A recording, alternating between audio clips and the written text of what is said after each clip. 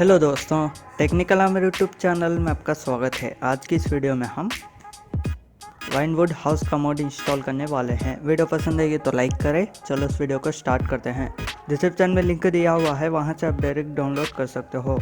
Download करने के बाद आपको ऐसा दिखाई देगा, इसको एक्सट्रैक्ट कीजिए। एक्सट्रैक्ट करने के बाद मेन्यू में जाइए, उसके बाद मेन्यू स्टफ में जाइए, उसके बाद फोनर में जाइए, उसके बाद GTA 5 मेन फोल्डर को ओपन कीजिए। तो दोस्तों, इस मोड को इंस्टॉल करने के लिए आपको मेन्यू ट्रेनर की ज़रूरत होगी। उसका इंस्टॉलेशन का वीडियो आपको कार्ड पर दिख रहा होगा।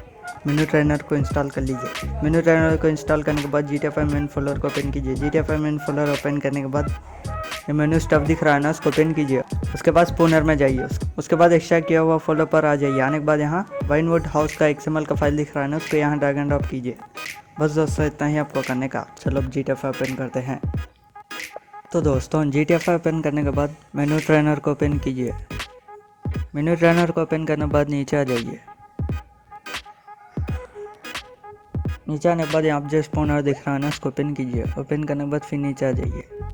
नीचे आने के बाद यहाँ मैनेज सेव्ड फाइल्स दिख रहा है ना, उसको ओपन कीजिए। ओपन करने के बाद फिर नीचे आ जाइए। नीचे आने के बाद यहाँ आपको दिख रहा होगा वाइनवुड हाउस XML, उसको ओपन कीजिए। ओपन करने के बाद लोड प्लेसमेंट्स में जाइए। तो दोस्तों, आप देख सकते हो वाइनवुड हाउस आ चुका है।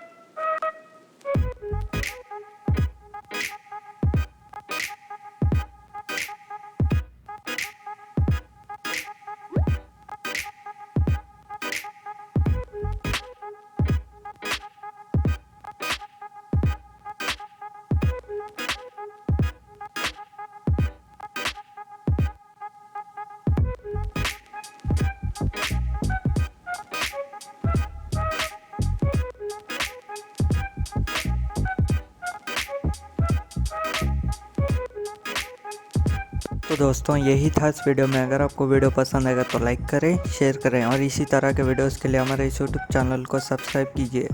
Thanks for watching.